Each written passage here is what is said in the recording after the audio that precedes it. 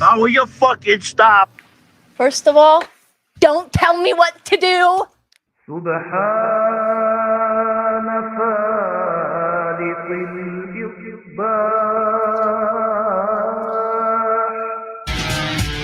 Yes, Ya Allah. On the precipice of war, it's time for the declassified transmission.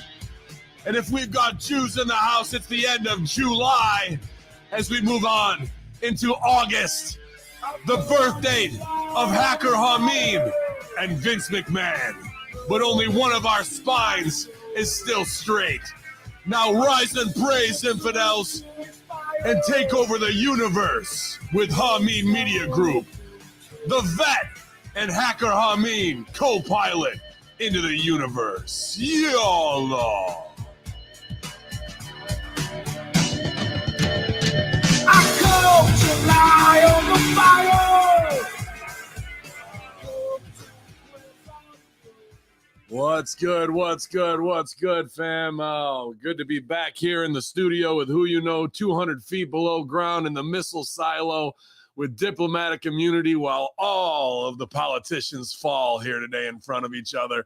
And it's not alien to us because we're out of this world. It's my man, the Vet, making all the rounds, checking all the space station stops. He's gone to Mars, the moon, Rigel 7 or wherever it is to come back to be back here with us on the Monday Locker Room. Good morning, Vet. It is a good morning. Always happy to hang out with the Ayatollah himself with all these intergalactic goings on. It's a very interesting time. Yeah, I had not that I give a shit about anything that's on mainstream news this morning, but I was watching some communications major talking head run her goddamn mouth. They're like, this is the craziest and most insane thing that's ever happened to America with Joe Biden and Hunter Biden about to go down today after, in front of Congress and all this shit is going. I'm going, bitch, did you know that there was aliens last week in front of the You think I give a fuck about a meth head, crackhead, abusing 14-year-old Chinese girls when there's fucking aliens, been captured and we're about to have full disclosure? But yeah, that's the most important thing ever. A demented old bat who's nothing more than a figurehead propped up like a fucking a puppet on strings at this point, and his meth head son. Yeah, that's definitely the biggest story of the day. That's never happened throughout the history of mankind. Never, man. So it's just ridiculous to even have to look at that as like, oh, what's really going on in the world as, we are in this bubble of wrestling. And then I stick my head out of that bubble and look at that one and go, yep, they're fucked. Let's go back and talk about Kenny Omega. Reality check on everybody's part, man. So hopefully we're providing you guys with a little escape, as this is the summer of madness. I guess you could say that you could go back to 2001 and I've probably been saying the same shit and everybody else says can't get any worse until it does, right? Shockingly worse. Exponentially. It just really can take a slide at any given moment. You think, well, it certainly can't get worse than this, like you said, but yeah, man. Sure enough. But you got two captains here. The coach is right on the sideline with the playbook, and there's nobody else I'd rather have at my side this morning than you, Vet. So thank you very much, man, for holding down the west side. Absolutely. The no smoking sign is on. It was a big night last night for the Next Level review. I didn't even realize this because I'm not up on them. So cannabised out that they had the pay-per-view last night. Mm-hmm. Did you enjoy that? Did you get through it yet? Or are you waiting to watch it on that time? Yeah, I just now finished watching it like about an hour or so ago. Got through it. You'll all hear more about that on the Next Level Wrestling Review, of course, this Wednesday. We're working on having a special guest, as you may have seen that as well going on. Apparently, there's a poll on Twitter at the moment, and I'm going to check it live right now because I'm very disappointed in everybody. Like right now, with Strangler Steve and his poll saying, should I make a guest appearance on this Wednesday's Next Level podcast on Hameen Media Group with Big Ray Hernandez and Opinion Haver? And as it stands now, with 5 hours and 45 minutes left, live as we record this, there is 55% yes and 45% no. Wow. And I am pissed that it's even that close. Yeah. Who the fuck voted no? What are their names? I want a list. You know we can make this happen, guys. You know that, right? It could be Strangler Steve under a bunch of accounts. Just accounts. Why would he? Hey, he put the poll up, man. Yeah. But whatever happens. I don't know if even the poll is the final say in it. He may veto the results regardless. Sure. But we would love to have Strangler Steve. Strangler Steve is the one guy that I haven't worked with, I think, on Hami Media Group that I've always wanted to since day one. Stevie says I don't really like that. This is a narrative that Stevie has constructed. For those of you follow along, you know the truth. But but my point is, I've always wanted to be on with Steve and talk to him because, I just want to talk to the guys that I look at as they're the ones who did it. I always say this, Ben. I say, I wrestled. You guys are wrestlers. The Stevie Richards, the Steve Kings, like the Mike Mondos, the Ascension Victors, like all these guys and stuff that have been my acquaintances, my friends. It's been the pleasure for me to know these guys. And, you guys live the life. You're living the life right now. You're losing belts as we speak. So, yeah. I mean, and you were supposed to be the guy that just helped everybody with their improv and their promos, but you end up the ribs on you. So my point is, like, I want to talk shop with these guys, and Steve King's the guy I haven't gotten to do that with. So it just mean a lot to me if I just get to chop it up with him. And this would be a perfect episode, because if we end up talking about the Great American Bash, I've got some notes and stuff that I really like to, present to him, see what he thinks about it, see if he saw the same things I saw. That's what excites me at this point. Other than that, we're talking about, what wrestling marks think and reading these headlines, and just it's like, yeah, that's cool and all. It's cool to hang out with Ben Hameen, but that's not really what I want to talk about. I want to get into the nitty gritty that you can hear the kind of stuff like this on anybody's podcast, but we are supposed to be the real talk that you can't get anywhere else on HMG. So Steve King, please make the right decision. Do one. You don't have to do it every week. You don't ever have to do it again, but it would be my pleasure. Yeah, card subject to change, and Striz always likes that controversy, get him heated up. So go over there to Strangler Steve _ and vote yes. I mean, the voting machines could be rigged. We can all blame it on Hunter Biden at the end. Certainly. Blame it on Elon too. There could be some weird X. Yeah, just not really. What do you think about that conspiracy theory wise? And big shout out to all the vets, not just the vet here hanging with me today. Stevie Richards, wrestling analysis, doing unbelievable numbers. Not only do you need to vote yes on Strangler Steve's poll, but you need to go over there and follow Stevie Richards wrestling analysis, breaking 15,000 in the first month. Every time I turn around, that number is doubled. Yeah. Like one day I went, it was like 1.8. Next it's like 3.5. And then it's like 7.1. And then now it's like 15. Yeah. This is what I'm saying. But I wanted to say this too. You're talking about the stuff that's going on in the world, and people come to us for an escape, right? And we generally keep it wrestling focused. So, that's what people really want. They want to see wrestlers. If they want to see him talk anything, they want to see him talk wrestling, right?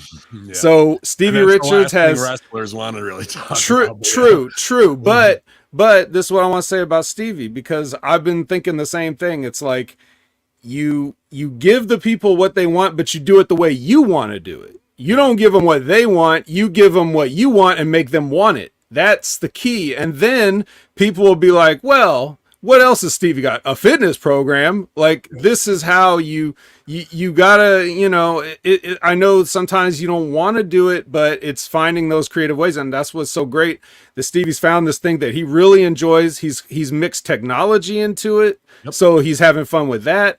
And just doing a bunch of fun stuff, helping people at the same time. It's like, it really is like the ultimate channel. And that's why it's exponentially growing, just like everything else around it in the world is exponentially getting worse. I don't disagree with that, as the negative spin is pervasive and it's an easy take, and I'm highly guilty of it. Stevie's positivity and uplifting personality, and also 30 plus years in the business of a master's level education, and like you said, combined with his love for technology and production, it doesn't even really feel like you're working. I mean, there's definitely hours of great production that goes into that, especially for his Patreon, where you can go to patreon.com/Stevie Richards and see the full reviews. But there's already WWE people reaching out. There's already like them saying thank you and asking a Big Brother opinion of him. And he's happy to have that conversation with anybody, because allegedly he's consulted before. So why not help the individuals out? And that's definitely within his heart to do that. And see, Johnny Publix is in the house as well. Big UFC weekend. We had a good time doing that. Well, I made not too much, a couple small dollars on it, but I had the right picks this weekend. And nice. My man, Charles the Hammer Evans, who also made some great guest appearances last week here at HMG in the house this morning, getting his big swole workout on it as well, man. So big shout out to all the vets and all the hardcore subscribers and listeners out there joining us live. Ben Hameen YouTube channel, twitch.tv/Hameen Media. And I don't know about the X, buddy. We talk wrestling for escapism, but things like that are, for the conspiracy horseman side of me, and especially a big Planet X guy. When I see things labeled X and I see pushes to 2027 and 2028 that are very outer space, alien driven, moon driven, Mars driven, and also pandemics that are for forced depopulation, it's interesting to me, being a Planet X conspiracy theorist, that these things just start happening to show up in the marketing constantly. So are we in for a cataclysmic event in the next 4 years? One can only hope. Just in time for me to get all my weed stores up and running, making some money, and then be eliminated by the universe. Wouldn't that be a sweet end of the game of the simulation theory we're all living in? Poetic even. Yeah. You got that aspect of it, that you got that whole thing that you laid out there. You also have just from another aspect on the face of it, you're talking about wiping out a brand and replacing it with something else. You have something that everybody recognizes, and now you have something that X is used in so many different connotations. There's many things that X is associated with, even illiteracy. That's what you do when you can't write your name, you put an X. So it's like, there's so many things that X means. It's so generic. It's so, it's ubiquitous, nebulous, all kinds of words that end with this. And it's to just take that little blue bird icon that everybody knows what it is, and it's very familiar, and just be like, nah, not doing that. It's kind of disappointing, and it's confusing. It's a strange, from a marketing side, it's a strange brand rebranding, because Twitter wasn't a damaged brand. And once you do that, like that'd be the reason to rebrand as X. If you had major, issue on it, and to do it, but to do it out of nowhere is a strange billionaire thing with something much bigger behind it, whether it's X marks the spot. I hope he goes full Malcolm X and calls himself Elon X from now on. I think that'd be strong. Fat chance. But y'all, man, interesting to people looking on their phone. Where's the little blue bird that I've been operantly conditioned to press this fucking icon to get my dopamine hit? But I think Stevie's got what's coming next is I think Elon's going to relaunch ECW X. It might actually XCW at that point. So, but yeah, that was if that's all we are like, talking about is like, oh, they redid the platform name without asking anybody after he bought it for a ridiculous price, and like, aliens. Oh, never mind. Fuck it. Yeah. But I will put over I'll put over Big Ray, because Big Ray's conspiracy theory was that Elon bought Twitter just to destroy it.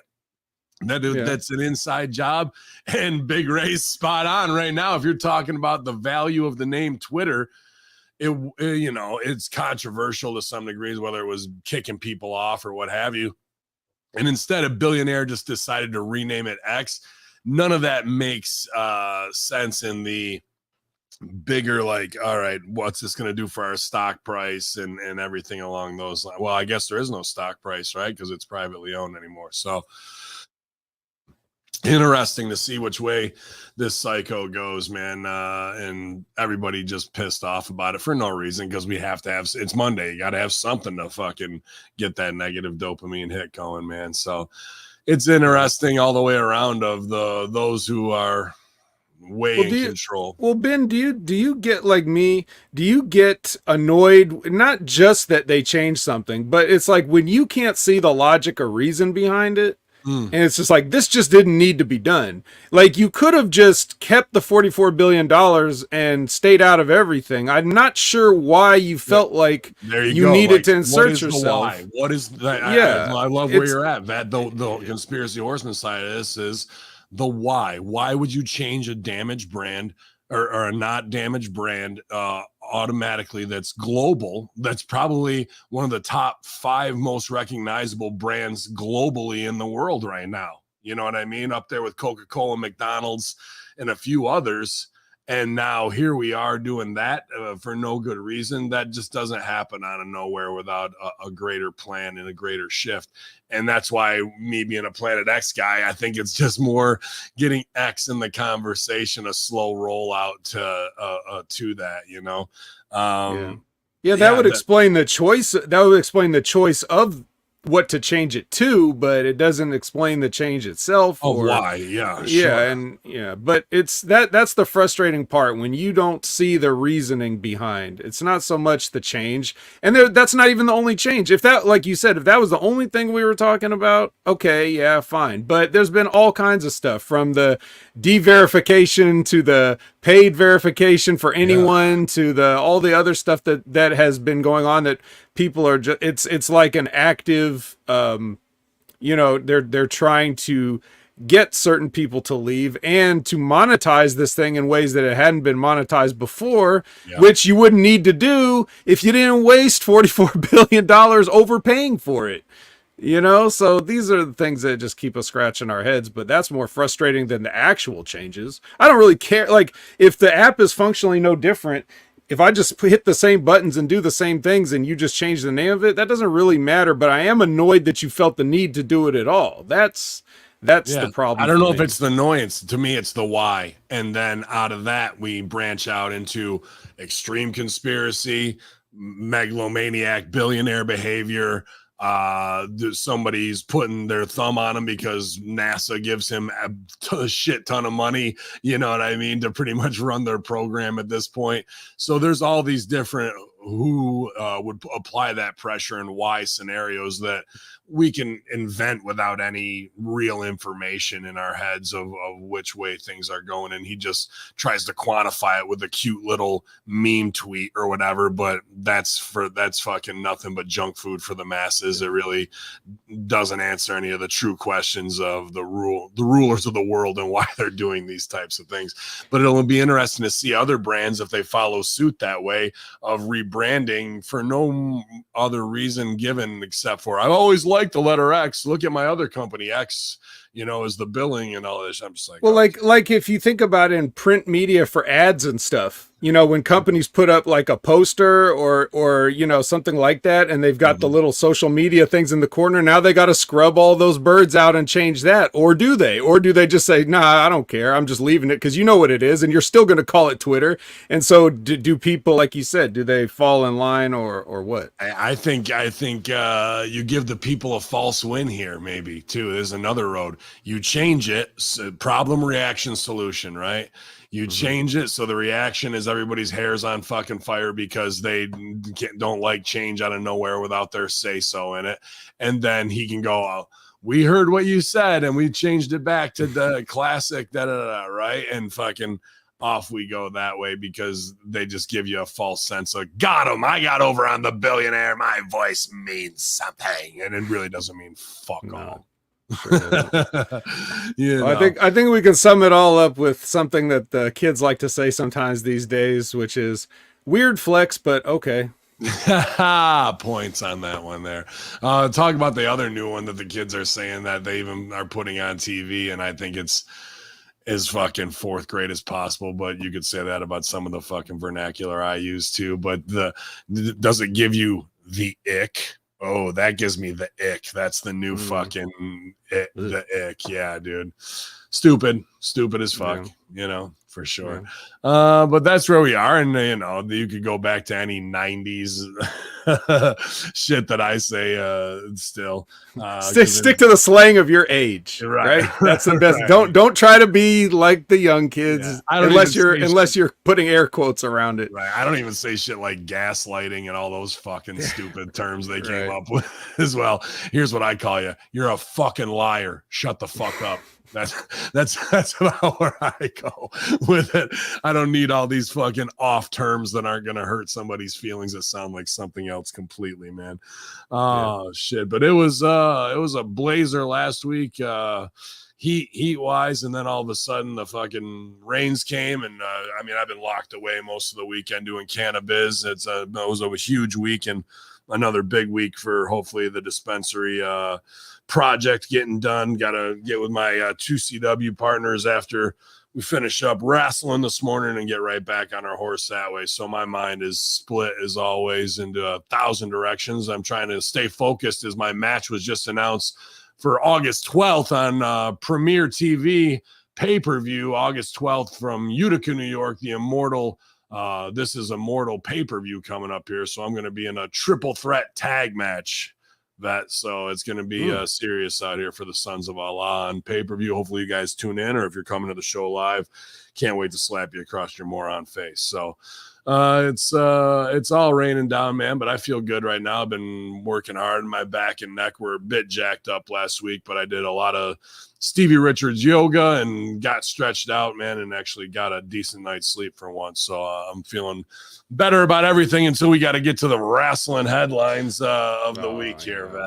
That's what we do, though. It's all right. Man, it's all good. We're mentally prepared. Out. And we're going to do it because we're 33 strong right now on Ben Hameen YouTube channel, twitch.tv/Hameen Media as well, going live this morning, remonetized on there. I hope you didn't have to heat on the guys too much, but the other day, but I got a notification that says the AEW Collision, before it even started, has been flagged on your channel. I go, what the fuck are these guys streaming on my channel for? That's what they have, Hameen Media Group. So I get that they probably just wanted to make a couple bucks and thought they were doing the right thing. But I didn't know anything about it. I didn't know anything about it. But I do know that Jimmy uses licensed stuff sometimes, so that's probably why. That's exactly what it was. So on Hameen Media Group YouTube, I got no problem with all the affiliates doing all the flaggable shit that they want. But right after getting remonetized, I go, these guys' heart's in the right spot, but they don't understand the fucking game on the inside production of what's going on that way. So all good, man. Everybody trying to do their best. I saw the new points are up. I moved up.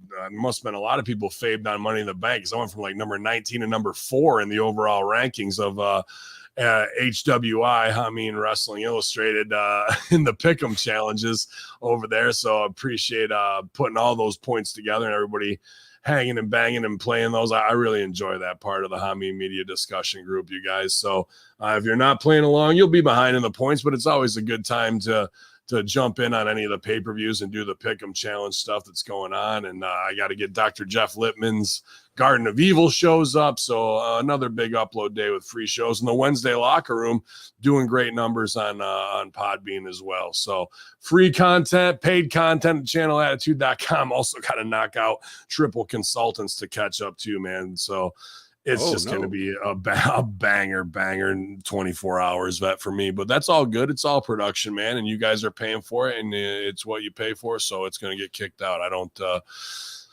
not do my work. You know what I'm saying? So, but y'all, man, we're going to put in. Yeah, right. Well, exactly. Yeah, I hate to be like, I'm not going to give them what they paid for. Fuck them. Like that's the worst thing, man. Then I've seen people rake others over the coals for that, and they get real pissed off about it. If you're having any issues with channelattitude.com, go to Vince Russo's Twitter, there's a tweet on there with a link to the help desk ticket. I know a lot of people got their stuff reset this weekend, so shouldn't be any issues there. Seeing Friday Locker Room, Next Level Review, everything that got uploaded. I had a weird issue, but I didn't think it was from Channel Attitude's end. It was just one of the podcast feeds that I use. Yeah. Like for the Raw and SmackDown review that you guys did, at first when I hit the play button, there was nothing there. There was like it just immediately finished the podcast. But then after a few days, I guess that got fixed. But I don't really know. I don't see how that was a Channel Attitude issue. They're updating some stuff in the background on the RSS feed. I actually have to look because they did something with the Podbean audio because Vince uses Libsyn. I use Podbean. And I gotta find out what that is before I upload today. So appreciate you guys being patient with us. But usually when anybody's like, where is it? I'm like, here the fuck it is. You need a free show that bad, brother, it ain't gonna fucking break me. If you need it, fucking go enjoy it. You know what I mean? But they come like, what's wrong? I'm like, holy fuck, dude. That's just how much we mean to these folks, Ben. They can't live without that constant IV drip. Yeah, absolutely. But I guess that's when you get them hooked on the good stuff when you take it away. Who can blame them? On it, right? Who can blame them? Look at all this. Look at all this beauty, man, right here in your face. So if you're not watching us live, I trimmed up the mustache. I feel good. I don't have the Raleigh noodles gimmicks on the side. I was able to actually eat and fucking not have hair in my mouth. That was an enjoyable experience this weekend. Uh-huh. Oh, but let's see what we can get to in the headlines. You good? You ready, Vet? I'm always ready. All right, man. Let's see. This one popped me, and I look forward to speaking with Stevie later about it because I'm sure he'll have some good quips and good lines because it's what we point out on the SmackDown Live review and the Raw review of the crazy old man who got the thesaurus, or he just thinks he's a master's English professor. But Vince McMahon, he reportedly is responsible for the increase in alliterative nicknames being used on television. File this one under no shit. On June 23rd, it was reported that Vince McMahon's creative influence was likely to continue to grow in July. Yeah, in recent weeks, there's been an increase in alliterative nicknames being used on all WWE television. Is alliterative ALLITRAATIV? I thought it was started with an I, like ill, not all. No, it's all. Okay. Well, I did all right on the SATs. I should have known that one. Wrestlers were described by commentators with various nicknames such as Cantankerous Kevin Owens, the spirited Sami Zayn, the cheeky Chelsea Green, the self-aggrandizing Sonya Deville, the braggadocious bully Bronson Reed, and the scintillating Santos Escobar. They left one out on here. They had, what was Io Sky? No, wasn't it Insidious Asuka and Insidious Asuka? Yeah, and the Genius of the Sky. Okay, well, in fairness, she's been the Genius of the Sky since long ago. So they just figured that out, that she used to be called that.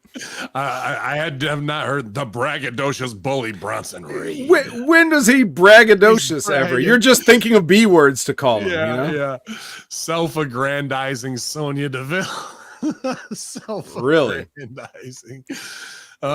Dude, this ain't gonna make a t-shirt. I'm sorry.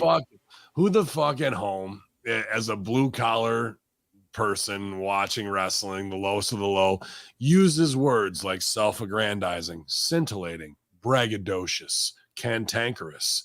Are these fucking words that are even close into the everyday man's lexicon, right? You know what I mean? No. Just as out of touch as can be right here. Yeah. See, it's one thing if you want to throw in something like that. Like if you're an announcer and you think of something on the fly, or even if you're Vince McMahon and you want to just like add a slight little bit of flavor to someone's promotion when they're coming out or whatever. But the problem is, much like anything, there's no subtlety to it. It's a straight sledgehammer shot. Like it's like they stopped the show just so you can hear the nickname, and that's if you just slipped it in there, it'd be one thing, but they never do that. It's always got to be over the top. It's always got to be corny. These nicknames don't even fit, some of them. Like they don't fit the character at all. They don't even know who the characters are, and yet they're trying to give them nicknames. But this is actually nothing new.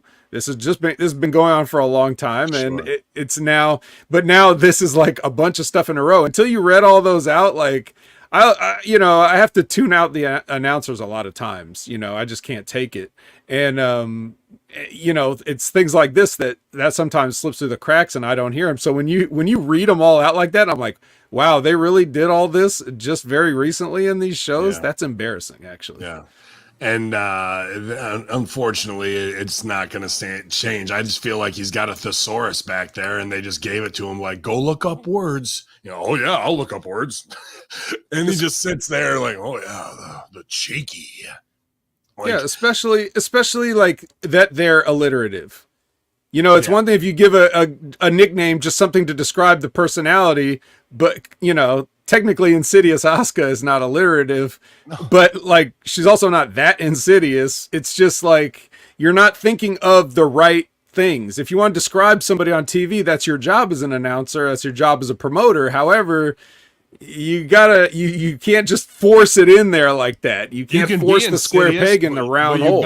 You better show me Insidious. Like instead we got her in pink mom jeans with a fucking Lane Bryant clown top on, and then she's got face paint like Kiss and hair dyed like a Nerd's box. You're like, well, what the fuck is insidious about this? Yeah. Well, like Stevie said, it's the Insidious sequel that's just now out, Red Door, or whatever it's called. Yeah. Like, we got to get that over. We don't even get that over. That's not a sponsor, is it? I didn't see it. No, I think it's just he might like the alliteration. I don't know if he actually knows what these words mean. Because, like you said, Bronson Reed is not braggadocious. He's definitely not a bully after Tommaso Ciampa went toe-to-toe with him and no-sold his clothesline and got up in his fucking face.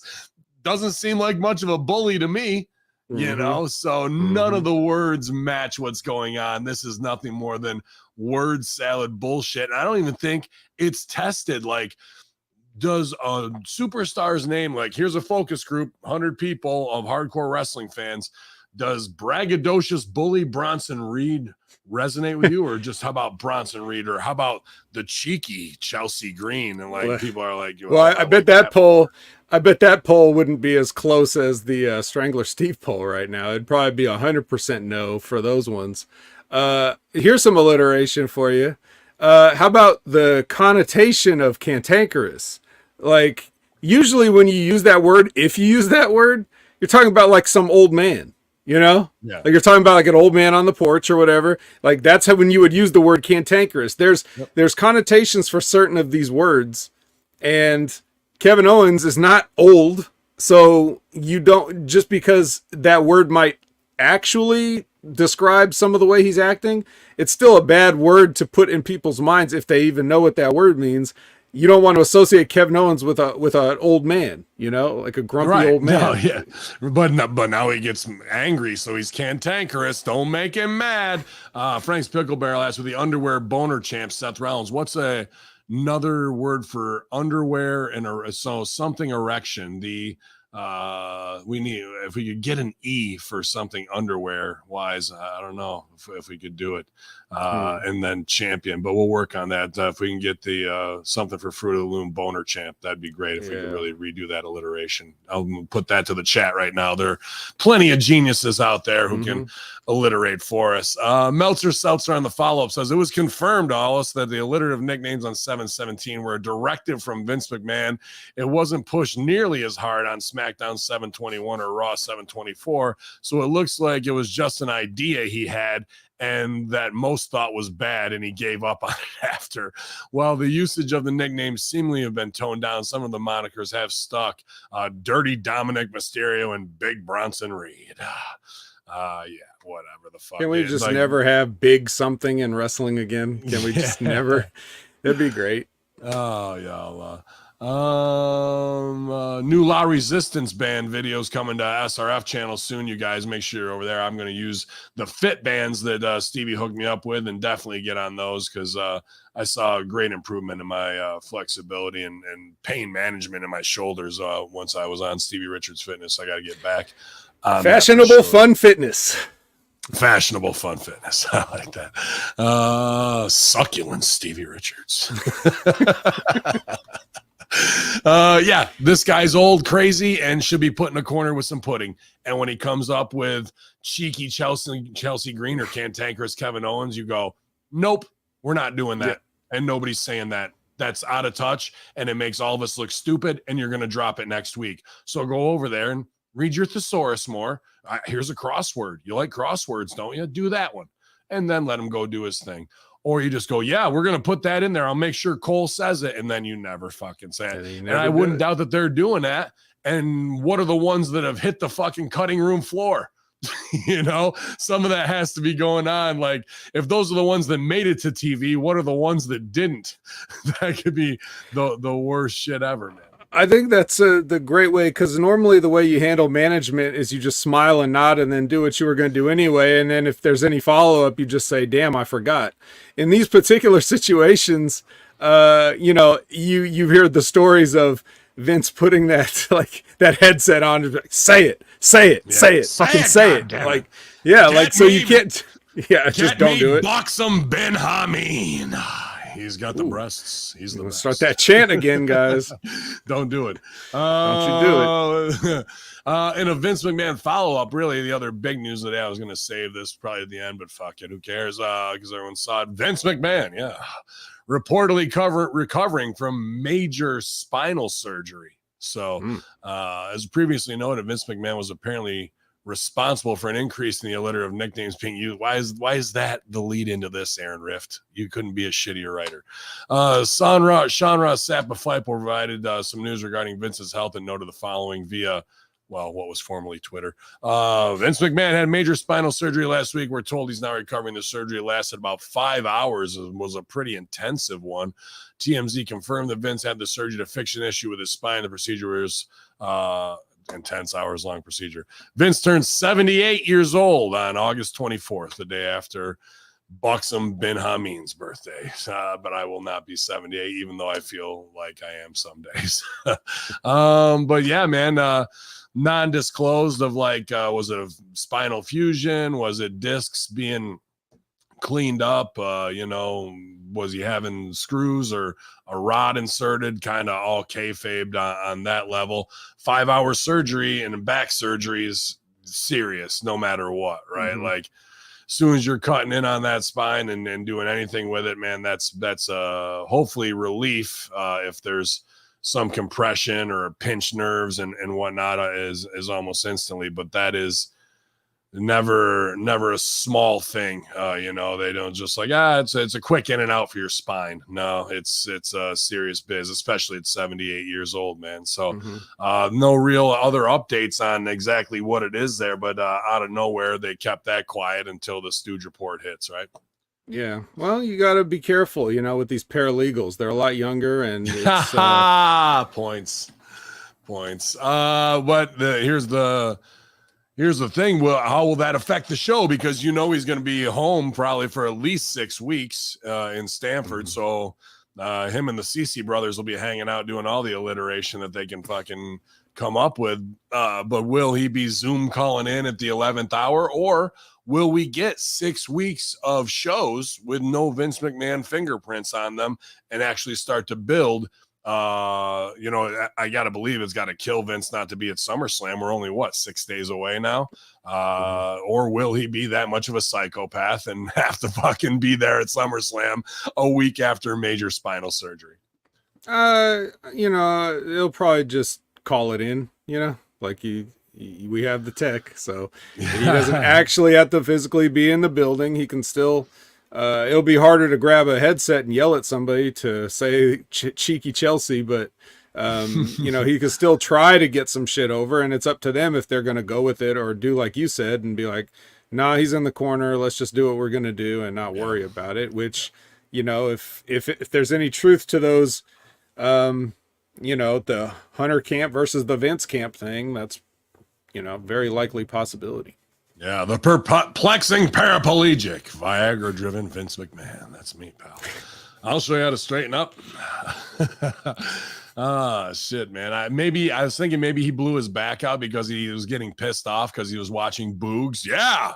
Boogs was deadlifting or squatting not deadlifting, squatting 1,078 pounds, I think, on the squat deck. And he actually had a pretty funny video where he put it out where two girls were going by him and like they both stopped and looked out and side-eyed him, and he had the fucking phone on. They didn't realize they were on camera, and they were both like, wow. Boo. It didn't feel like a setup, but I guess if you're fucking belt squatting 1,078 pounds, that's serious right there. Yeah. I like this one for Firefly Funhouse. Fusey the Vertebrae vignettes coming up soon. He's going to join the Tony D'Angelo family. Get me Fusey the Vertebrae. I like that. Points for Stevie Richards this morning. But yeah, man, I mean, regardless of how psychopathic he is or alliterative he is or how much he can fucking belt squat, he is Vince McMahon and has been a part of all of our lives in one way or another the last 40 years. So, never you're like, good, fuck his spine. Like, yeah, man, 78 years old, spinal surgery. That's no joke for anybody. You think about parents in their later years, anytime they're going under the knife, it's a fucking gamble, dude. But just the way I feel about it, seeing his mom last to like 100 years old, I think we're going to have this fucking guy behind the scenes for another 15 years easily. Sure, because he's motivated to live. On the other hand, I feel zero sympathy for him. He gets everything he deserves. Stiffness from the vet this morning. I like that. A lot of stiffness online. The big fucking X conversation coming out from Wednesday, really, all the way till now is the Britt Baker and Mercedes Moné Taya Valkyrie match that was just an abysmal showing, and I'm not here to be like, oh, my matches are money. I've had matches just as bad, if not worse. And I might have one next week. Who knows? Wait, did you say Mercedes Moné? What was not Mercedes Moné? What was Frankie Monet? Sorry, I get all my yeah. A lot of Monets, yes. It's a family. I'll cut my own ear they're off. They're in the Tony D'Angelo family as well. Yeah, I'll cut my ear off for that later. Britt Baker addresses an out of context quote about her WWE developmental system is the story here. But bigger than that was that match kind of just one botch after another where things fall apart timing wise. And we're also doing absolutely stupid thigh slap Kenny Omega flying knees that get no sold. And we go into back and forth forearm spots like we're in New Japan. And it's just fucking as wrong and as stupid of a psychology of a match as you could put together. And then what do you expect to happen except for botch upon botch? And then, the internet goes fucking wild trolling. And what should superstars do? No sell. What do they do? Sell everything. Because you could argue they're not stars because they don't know how to conduct themselves that way. And they feed for the fucking most random trolls. And, I get it when you insult women about looks and whatnot. That shit cuts them psychologically real deep. And as opposed to being able to stand there and have them yell, you got man tits at you for 10 minutes. That hurt me too, but I sat there and took it. Fucking because I knew I didn't have to work nearly as hard. I wasn't going to do my forearm spot flying knee after that. Vince Stevie with that's a good one, young writer. Write that down. Britt Botcher. We're getting her. But saying that she's been called fat, a man looks like a man, can't work, one after another, all in the next morning when she woke up, and Britt kind of selling for it as well.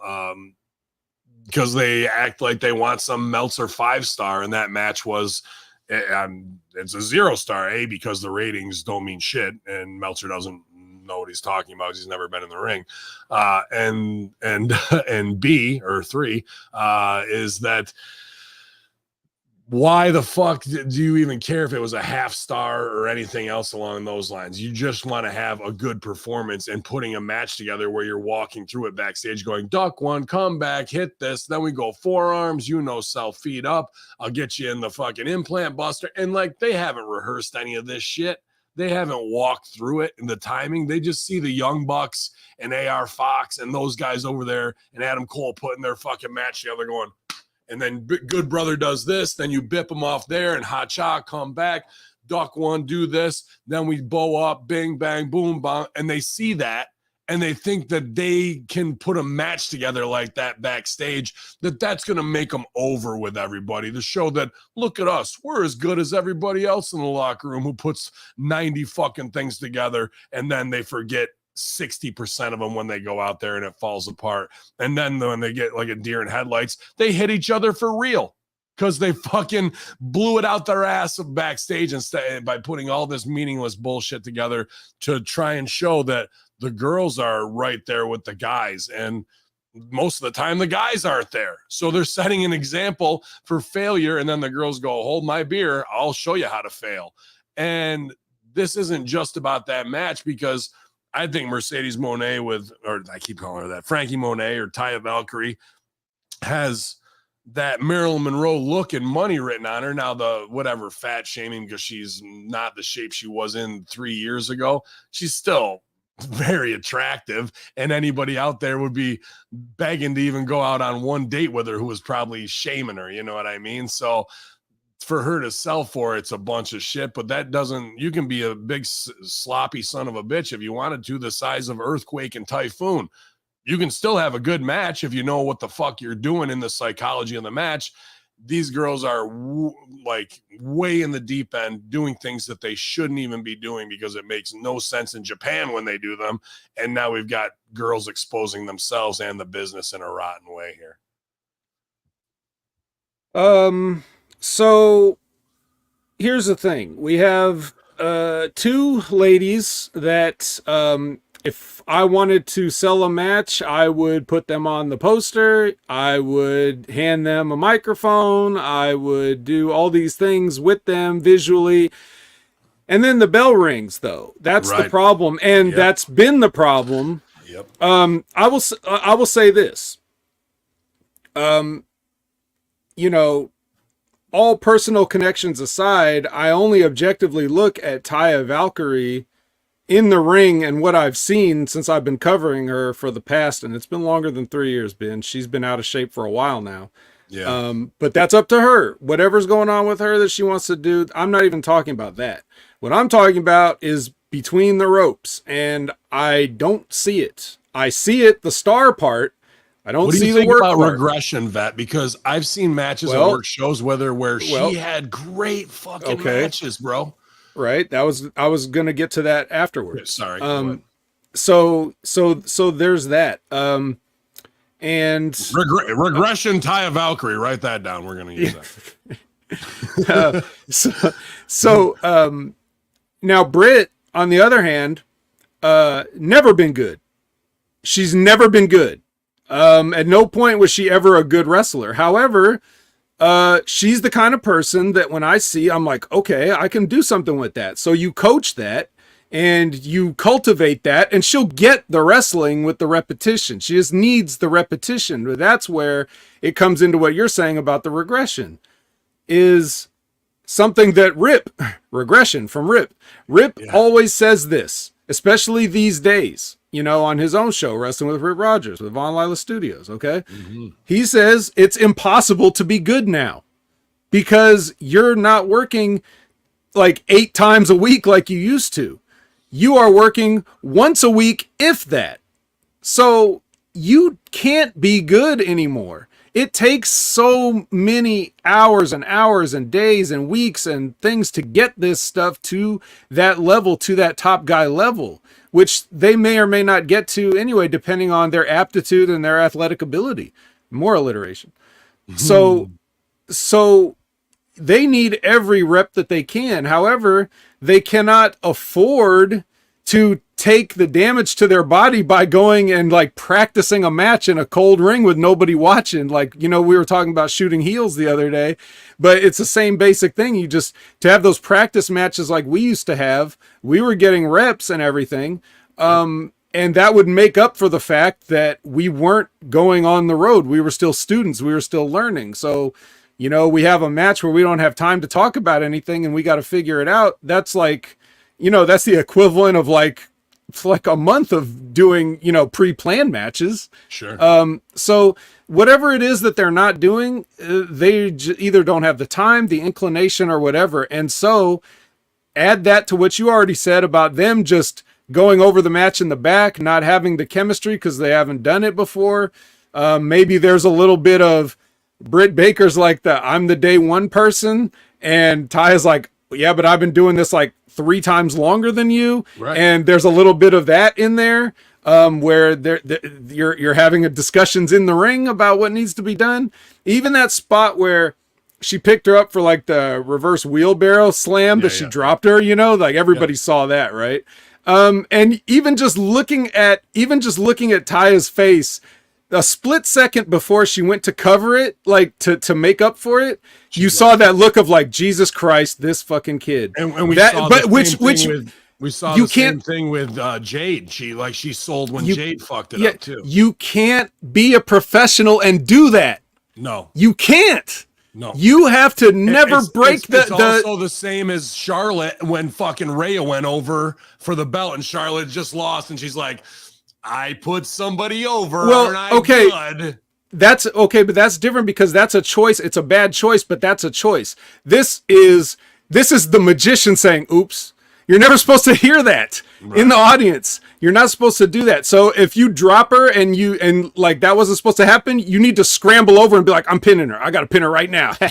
You know, like that's what a heel would do. That's how you do that. But instead she had that brief look of like almost an eye roll. Right. That's part of it. And where that attitude comes from, I don't know. Maybe she thought she's better than this. Like, and maybe she's finding out that she's not in real time and we're all watching it. I don't know, but there's nothing wrong with almost everything about these two.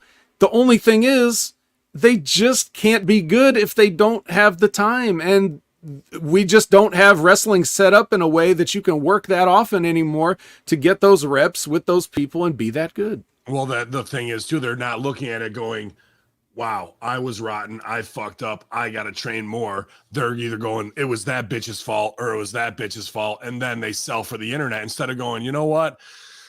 Here's what we're doing. We're going to have the card set up. Card subject to change always for Wednesday. But on Monday, everybody's going to get together and you're all going to run your matches and you're going to get them wired. Not this, we get there at 2 and we act like we're over and we fucking bing bong, hit me here, duck one, come back, that, like that. It's proven that you cannot do that and work that way.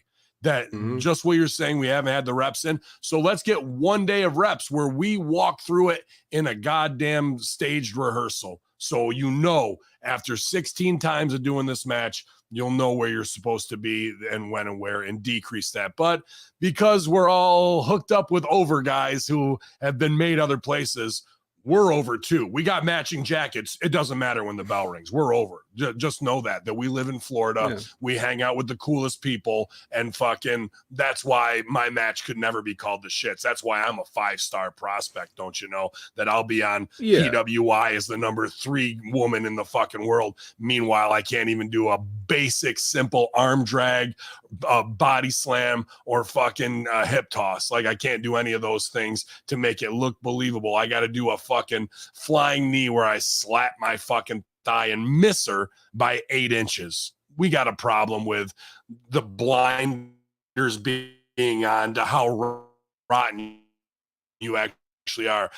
I got matches I won't even watch because I know they're not going to make those. I already know the mistakes that I fucking made, let alone to like, nah, I'm over. I got the fucking belt and a new jacket and, you know, wife number 2 is fucking super hot. So I don't need anybody else's fucking commentary on what I do in this business. I'm a doctor. Yeah, well, might be time to go back to fixing teeth because when you're working Kayla, Kiss Me Kayla, in a 1 minute squash, and even that's wonky because you couldn't put on a front face lock the right way.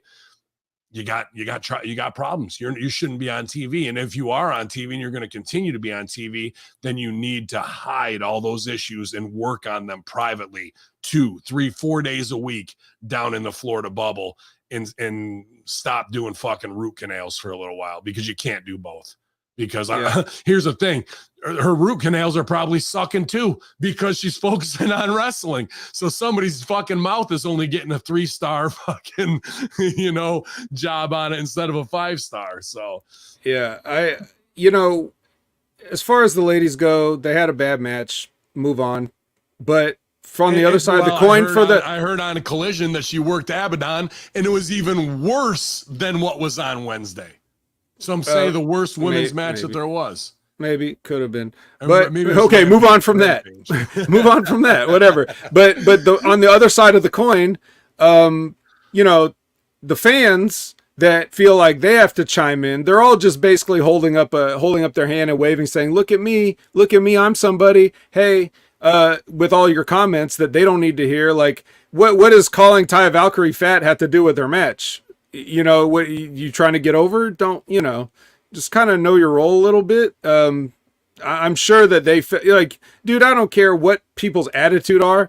They know when they stunk the joint out and when they get back there. So they're already feeling it. They don't need you to tell them. She showed you in the match when she rolled her eyes. She's like, this is fucked. Yes. So, her opening up Twitter, she's not going to see anything she didn't already know. But if you're talking about shit that had nothing to do, you're talking about, sorry, Mr. Musk. If you're talking about shit that has nothing to do with it, like how they look or what, like that part, the part that I said at the top was like, that's not the problem. You're just exposing yourself as a mark. So, I almost tweeted back just to get my shit in to try and alleviate something, but I was like, I don't need to do this. But Ty was like, woke up this morning being called fat, looked like a man, terrible at my job, I wanted to be like, God damn, Morrison is stiff without his first cup of coffee in the morning, isn't he? John Morrison, the nicest guy ever, but in the morning, you fucking, he'll let you have it. You better watch out. But back to the Britt Baker out of context quote. In fall of 2021, Britt Baker did an interview with the Washington Post, one of the biggest propaganda pieces on the planet today, and said the following about WWE's developmental system. She says, I don't think that putting a bunch of models and athletes off of the street in a warehouse and teaching them to do all the same thing the same way at the same time is going to create a successful roster. People learn differently and have different strengths and weaknesses, and sometimes you have to find out what those are on your own. The quote resurfaced during NXT's Great American Bash premium live event, and Britt addressed it again, selling for fucking things she shouldn't be selling for. She said this quote is out of context and incomplete. It's from 2021 when WWE stated they would stop signing indie wrestlers and focus on pro athletes. I think most pro wrestlers would tell you how valuable the independent wrestling circuit was to their developmental. And multiple girls you listed all came from the indies. It wasn't a dig at the PC. It was in support of independent wrestling. Time out. Wait, go ahead. I agree with the quote. It doesn't matter what context that quote is or isn't in. What she said is correct. Yeah, okay, the problem is selling for it during the NXT premium live event. Right. Well, we talked about that already. We all have the I've got the Terry Reynolds don't sell it meme if you guys need it. Just just DM me and I'll give it to you. But seriously, no, what she's saying is true, and it's a fact, and people are trying to like throw it in her face. I saw they put up a list of that's one. That's a good one. They tried to throw it back in her face by talking about like they had a list of people like Bianca Belair, Rhea Ripley, and their ages, like how whatever. And Tiffany Stratton and Cora Jade and Roxanne Perez were like the list of people that they were trying to like throw back in her face after that quote resurfaced or whatever. But two of those people, Tiffany Stratton and Cora Jade, you shouldn't be throwing those people at Britt Baker's face when they're almost as bad as she is in a lot of ways. Sure. Sure. Like that's Well, I think not a little bit necessarily. Little of this has to do with politics because Adam Cole was Triple H and fucking Sean's boy. She's with him.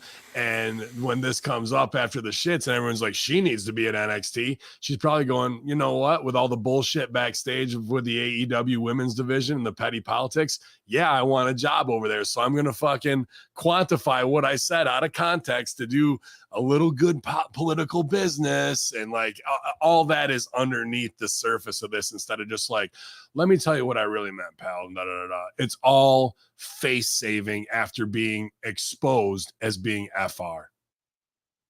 Really, in my opinion. And that's all that's yes. Florida Bubble 101. And the civilians at home who hear this and understand it, they really can't understand it until you've been there, seen the over attitude, then be exposed, then the heat comes down, and then they don't sell for it.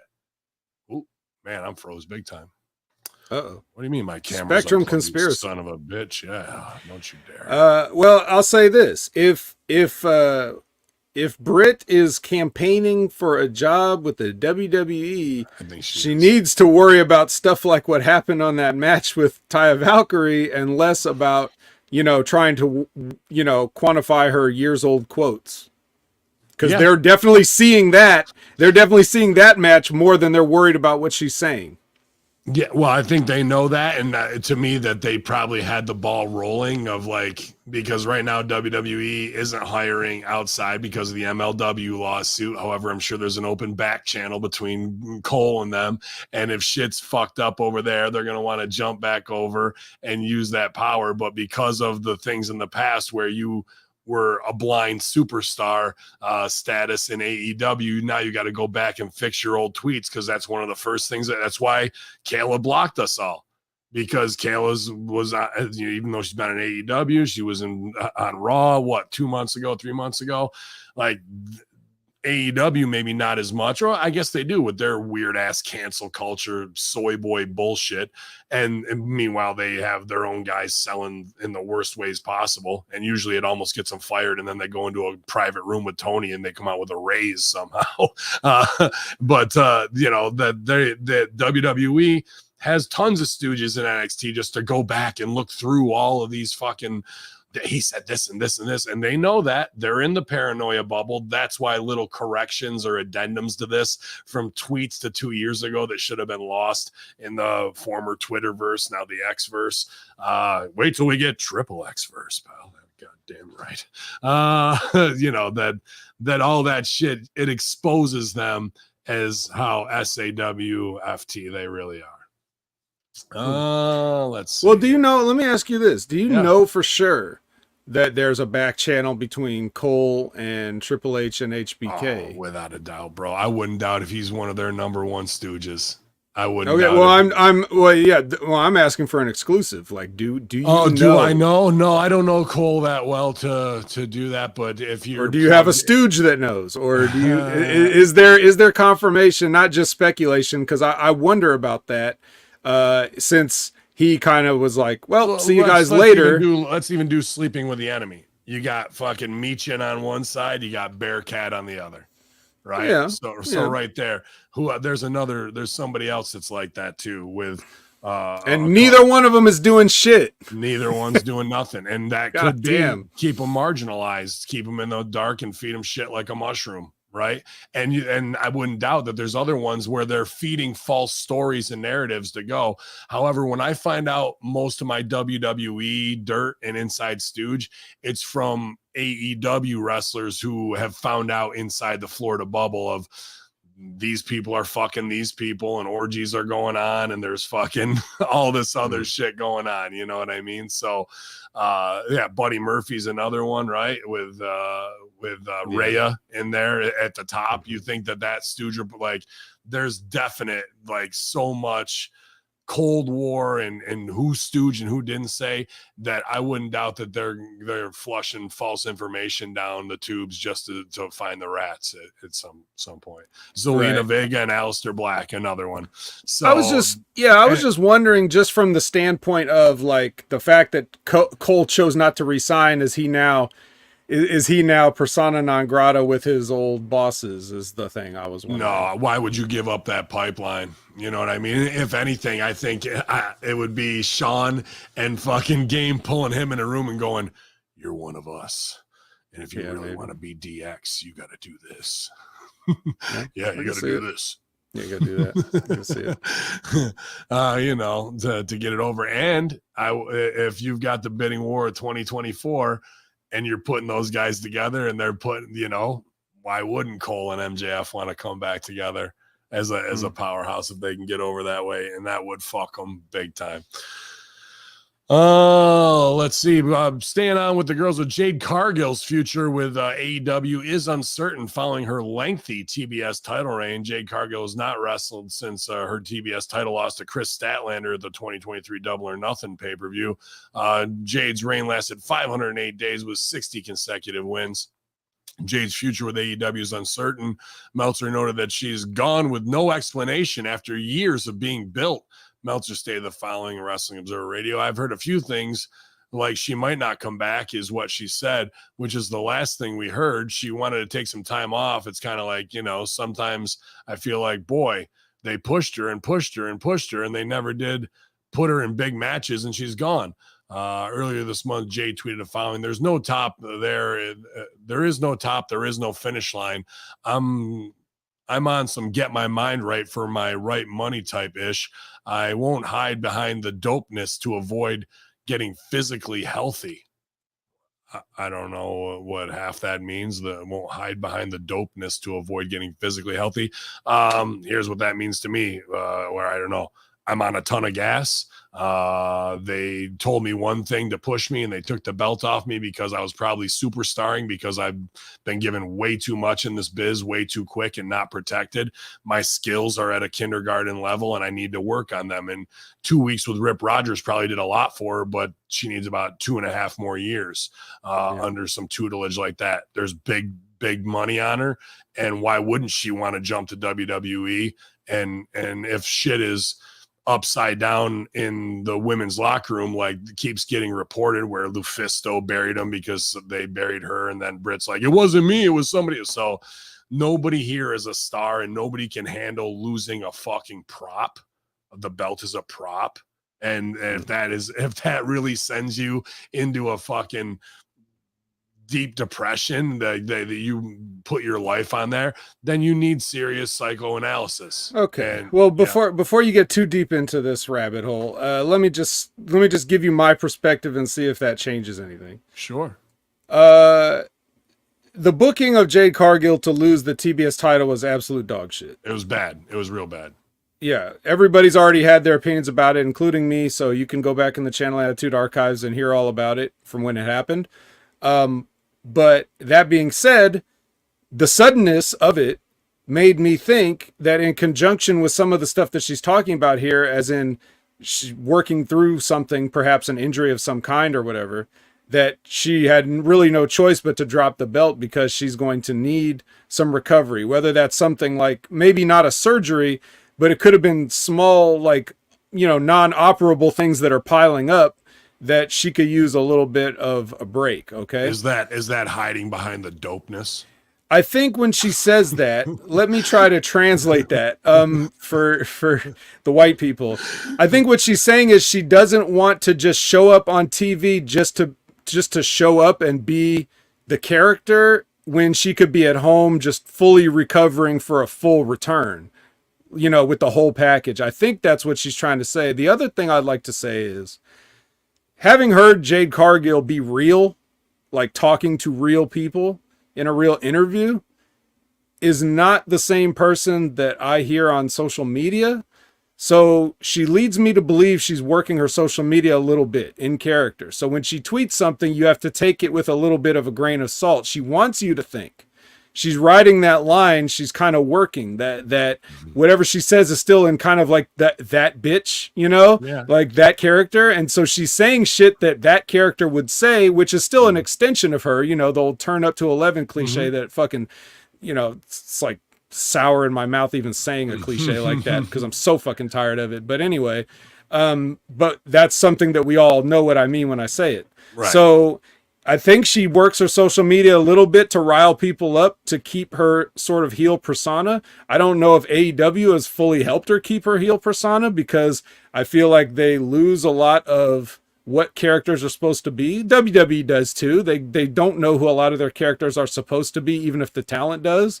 So they put them and book them in awkward situations, or they put them in bad situations. Like, even if you had to drop the title suddenly due to injury, that wasn't the way to do it. So I look at Jade as, for somebody that's literally only had the amount of matches that she said that she has on the record, she's pretty good for that. And she seems to have a good head on outside the business. So I would just sort of give her the benefit of the doubt in these things. That's just my intuition. Now, I could be off. I don't think I am. But that would explain sort of a lot of the missing pieces of this puzzle, I think.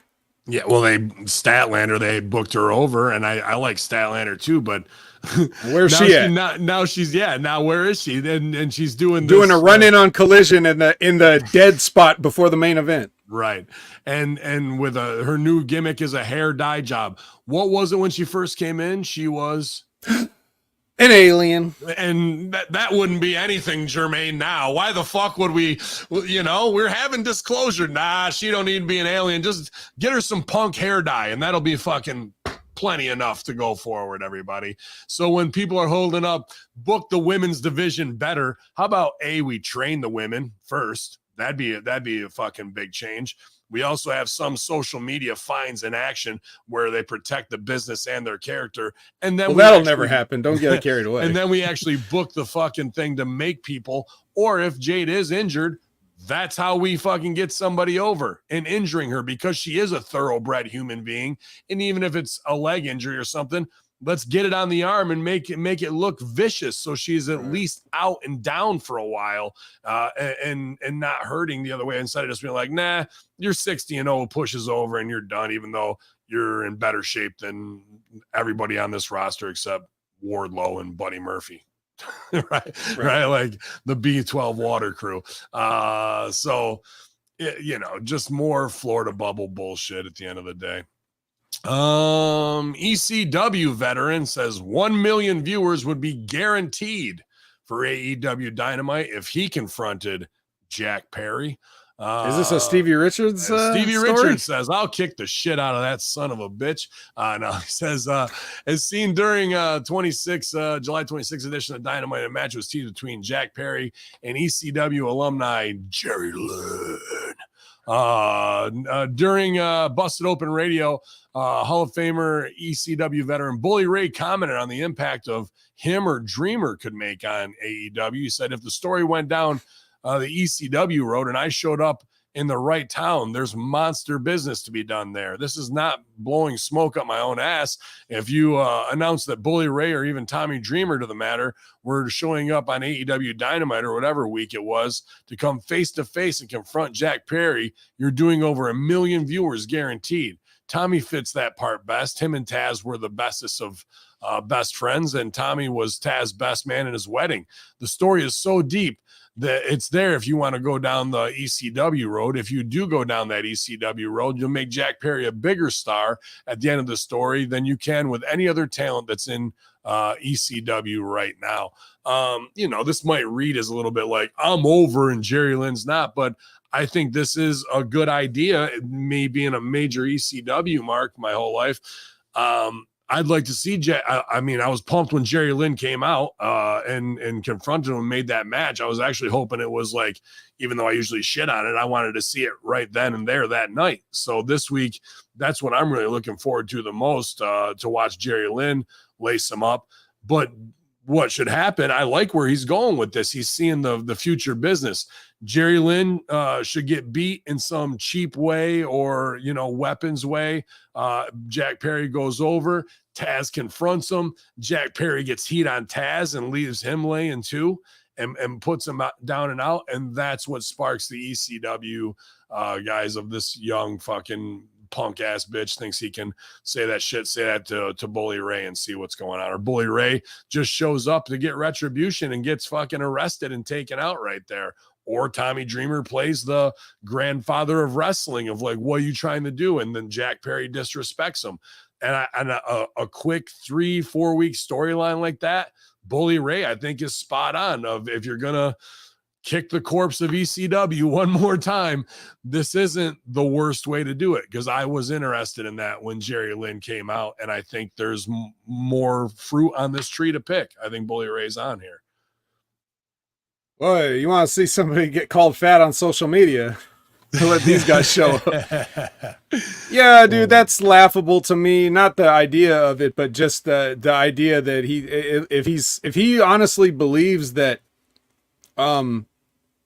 anybody would tune in to see him on AEW, him or Tommy Dreamer, then he's even more out of touch than I thought he was. Just to get $1 million, an extra 100,000. I don't think he's that far off. They were at 889 or 898,000 this week, right? Up from 700 something. If you built that, you would get those WWE hardcores who want to just see a nostalgia pop that somebody's going to show up. I think you could, even if it was in that 15 minutes where you had it set on X to start trending, whatever, that out of nowhere ECW is there, you know, and whatnot. And then at the end, Jungle Boy gets fucking 3D Stevie kicked, fucking Taz plexed, and Cradle pile drivered by all the fucking dudes. But he goes over and disrespects each one of them on the way where they were trying to set him straight. You got the FTW title. We're in ECW land, so let's fucking play it a little bit more. And if Jerry Lynn is a one and done, I think we're leaving a lot left on the tree there. I'd love to see it. I don't think I will. As far as Jerry Lynn goes, I didn't like how they did that thing, because what it should have been, right, is shouldn't it have been Jungle Boy? Why do I still call him that? It shouldn't have been Jack coming back through the curtain and passing Jerry Lynn, and Jerry Lynn saying, "Hey, Jack, I just want to tell you something," and then say the stuff that you said out there like you would, because you know this. When you come back through the curtain, if there's a veteran that has something to say to you, that's where they're going to be. They're not going to storm out to the ring in the middle of your shit, you know, and cut you off because that's an unscheduled, exciting thing. No, it would have been a great need to make this director's shit choice, real. right? Like, he pulls them aside. I like where you're at, Vat, because I like the reality of the show don't tell. And we could have had a very voyeuristic scene instead of come to the ring and throw down the gauntlet, where Jerry Lynn's like, dude, that's not what we agreed on. Like, why are you going out here and doing that? Because, and not only that, not only that, because I don't want, as much respect as I have for Jerry Lynn, I don't want him to go out there to no reaction. Right. Which is what happened. Right. Because everybody can't even see that this isn't not the Jerry Lynn from ECW, or it's not even Mr. JL. This is just some guy that they can't even tell who it is walking out there. So to see that, it's like, you don't want to put him in that position. Yeah. Don't put somebody in the position to not be recognized or to get hooed. You don't want to do that. So if you go back there, it's like it's more realistic, more personal. You're not depending on the crowd reaction or whatever that you hope that you're going to get, you know? Yeah, I like exactly what you're saying there. I would love to have seen that scene from afar, where we're not right up on him on a 2-shot and he's talking to him in the back and things are going on in the foreground, but we can hear it, and we can hear what seems to be Jack Perry's fuck you reaction. Not an overdone wrestling one, but an actual spoiled motherfucker who doesn't need to listen to a veteran and pretty much tells Jerry to go fuck himself. You know what I mean? Like, that would have been a more same scene, more powerful choice, and the lead in. So then we could have had Jerry Lynn do a walkout and people would have been, okay, we saw this last week to get to it. Now I come up with these things, and sometimes I'm close to the target because I don't really know. I've been guilty of this, being like, they should have done this, and this. And then the hardcore HMGs are like, they did do that on Rampage and Collision, but only 290,000 people saw it. So, like, okay, they did it, but why didn't we recap it going into something, you know? So it seems just like a start-stop thing, unless you're watching the whole fucking overbooked lexicon. They're trying to connect the shows to each other so that you will watch them all, which is what you should do promotion-wise. But unfortunately, people are running out of time in their day, so it's kind of tough. And if you and I pitch that thing about, you know, Jerry Lynn being in the back, it'd probably be like, oh, that's good. But what if Jerry Lynn was waiting in Jungle Boy's limo and then drove off with him and then said, oh. And then we just don't revisit it for the entire week. Jerry, if you wanted to flip that coin, Jerry Lynn doesn't need to be the guy that is the ECW respect savior either. Jerry Lynn had to come up from underneath Rob Van Dam to make his own thing, and he could be giving Jungle Boy the don't let anybody fucking say shit to you, bro. I had to break out to become my own guy, and they tried to keep me in this same spot, so I know where you are. In fact, here's what I would do if I get this camera out of here. So many ways to go. So many ways to go. So many ways to go. But fucking, do you think Jungle Boy knows that Jerry Lynn had to break out of RVD's spotlight? He was fucking shitting in his Pampers when that. He probably wasn't even born yet. He probably wasn't even born yet when that fucking happened. Probably not. Jesus, fuck, I'm old. Oh, I'm gonna save that one. Let's see here. WWE Hall of Famer to be guest referee for CM Punk versus Ricky Starks world title match against SummerSlam. Okay. Yeah, Ricky the Steamboat Dragon. Yeah. During July 29th edition of Collision, CM Punk pulled out his AEW world title that he was never defeated for from the red bag he carried to the ring. Punk proclaimed the real world champion and sprayed an X on the belt. Ricky, what's going on here? In fairness, he has been having that X for a while. Yeah, well, I mean, Ricky Starks came to the ring and wanted a match for the title, said he beat Punk twice. Since he beat Punk twice, Punk agreed to the match and said that WWE Hall of Famer Ricky the Dragon Steamboat will be the special guest referee to make sure there is no cheating. The match will take place on August 5th edition of Collision that goes head-to-head with SummerSlam. I'm sure that's not going to do well. Yeah, Steamboat out of nowhere. Okay, so let me give some context to it. I guess the idea that the angle they're going with is that you know, Punk is leaning into the fact that there are some people that are not happy about him being back. So he's kind of walking a line where he's being his character and not doing anything out of character, but knowingly saying things that will rile certain people up. So what they're doing is kind of like he's just saying, you know, Ricky, you did win. I'm not mad, but you cheated. So I can take the loss. Can you live with the win? And that kind of thing. So I guess the idea for the guest referee is that because Ricky Steamboat has always been a babyface his entire career, this is the one man that will definitely call it right down the middle and won't stand for any of Ricky Starks' cheating or something to that effect. Also, it's probably just the fact he was available. That's probably the main reason, as we all know. But for the kayfabe reasons, that's why Ricky Steamboat was the choice. But this actual segment that was kind of a little bit long and awkward because you had everybody in the ring was great at their job. Tony was great. Tony Schiavone was great at holding the mic and just standing there. Punk was great at, you know, manipulating the people. Ricky Starks was great at coming out and being entertaining, saying outlandish stuff.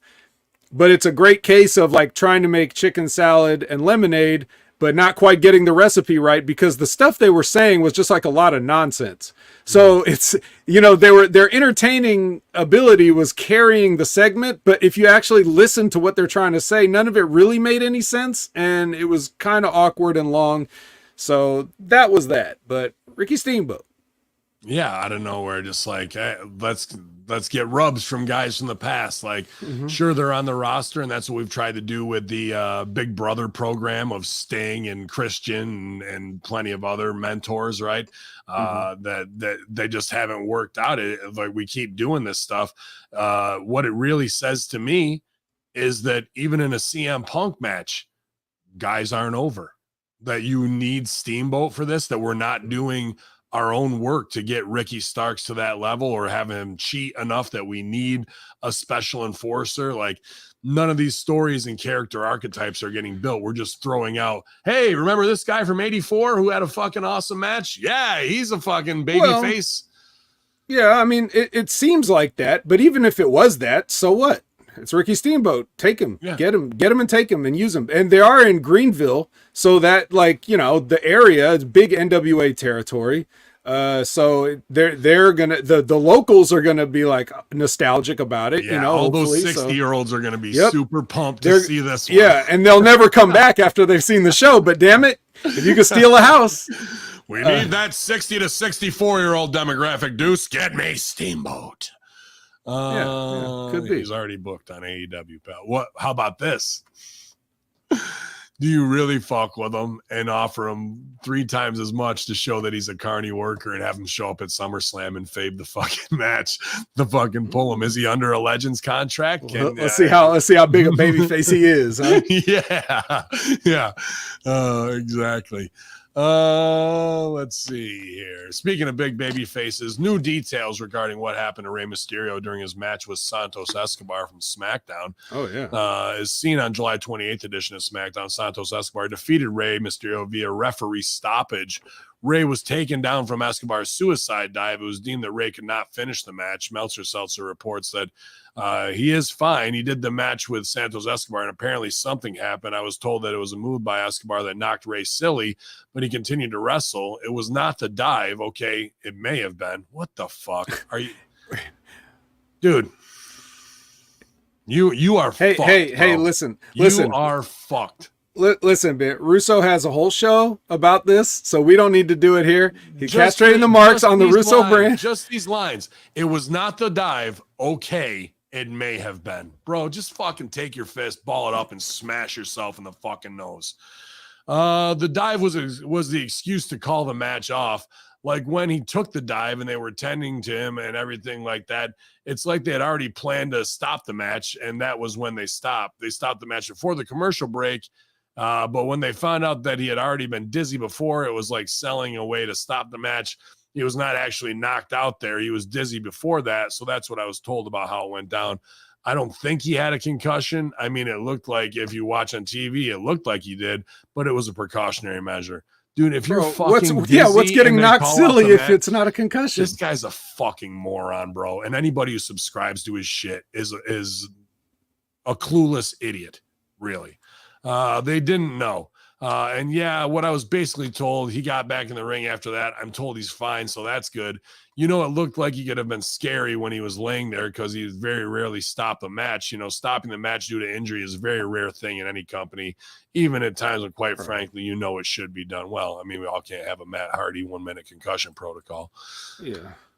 Well, besides all the grammatical inconsistencies that we already have known to or have come to know and love from Dave, what, like, that was puzzling when I watched it because everything seemed fine. Then he did the dive, then they checked on Rey, and then they called the match off. If he was knocked silly and it's not like he has a broken bone or something, couldn't you have scooped him up and did one safe move and pinned him like right there? Absolutely. Like, why do you do a completely awkward thing that just ruins the momentum of the show and fucks everybody else's time up? Because they probably would have had to go a few extra minutes, right? So then now they got to shuffle everything around. It's like, just do something that makes sense. I'm not sure why they wouldn't. I guess that's how protocols have changed in recent times as opposed to the past. They're just not taking any chances whatsoever. Santos has been doing that move, that dive. There's only a handful of people in the wrestling world that can do a dive that looks legit. And that is one he actually uses as a finish in Lucha Underground, His Thrill of the Hunt. Ray's head did hit too on the fucking Yeah, ground. so yeah, I saw no issue with the dive itself. So it could have been the landing as much as anything else, because could have been 35 years of smacking your fucking head off the ground too, and maybe it's time to hang him up so you don't have a fucking flat spot and brain damage. Could have been that, but it's still weird to do the. I wonder what the plan finish was. Was it even Santos Escobar at all? Like. These are interesting things. I don't know. I believe maybe. it was Santos Escobar because they're not going to run Ray again to have him take the L. You know what I mean? So, or to have him go over on Theory. So that wouldn't have been the best business. So, but now we're not going to get another cereal sponsorship for his SummerSlam match. Like that could have been. You know, that's a big missed opportunity here. Stevie's got that Cinnamon Toast Crunch hookup. We'll get it done. It was the dive. It was not the dive. Okay, it may have been. Dude, Cinnamon Stevie Richards. Yeah, I like that. Write that down, young writer. Let's see. Becky Lynch, you might have heard of her, allegedly turned down a creative pitch in WWE to have her head shaved. She says, when I was with Becky, this is Wrestling with Freddie podcast. Jeff Dye talked about a creative pitch in WWE to have Becky's head shaved. He says, when I was with Becky, they didn't know what to do with her. And there was a writer that pitched like, what if you just shave your head and act like you're having a breakdown? And Becky was like, no, it was even going to move. No, it was even going to move forward. They were like, no, we think it's a cool idea. The writer pitched like she would have to shave her head. It was not going to shave. I was not going to shave my head. What are you talking about? And so it never took off because Becky stood her ground, was like, I'm not doing that. They never did it, which made me wonder if Shotzi was like, I'm going to shave my head for this thing. And then that same writer was like, my story is going to get big. Wait, what? I have a thing for this.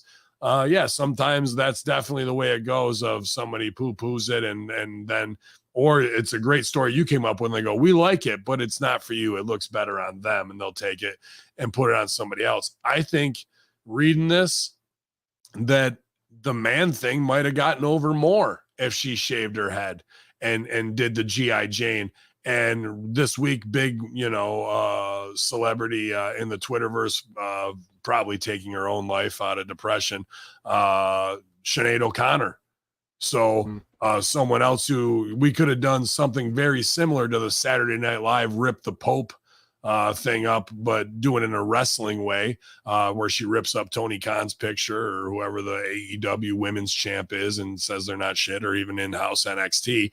And with the accent and the shaved head, the Sinead O'Connor anti-establishment shit would have already been built in. But women are very attached to their hair.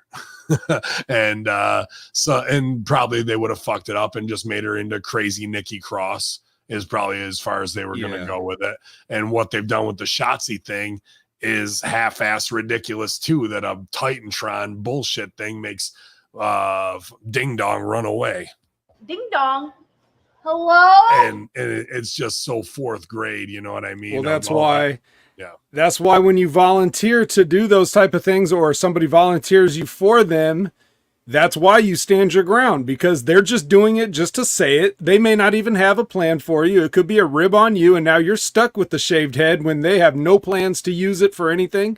Now, with the Shotzi thing, Shotzi shaved her head because her sister was diagnosed with liver cancer, and this is like one of those solidarity deals. So she probably offered, hey, let's turn that into an angle, and this is what we get. So her generosity is repaid by doing the absolute least laziest possible thing you could do with it. You took a real thing and you trivialized it, and for nothing. So now because of things like that, that's why Becky Lynch is saying, no, I'm not doing that, because you ain't doing that to me.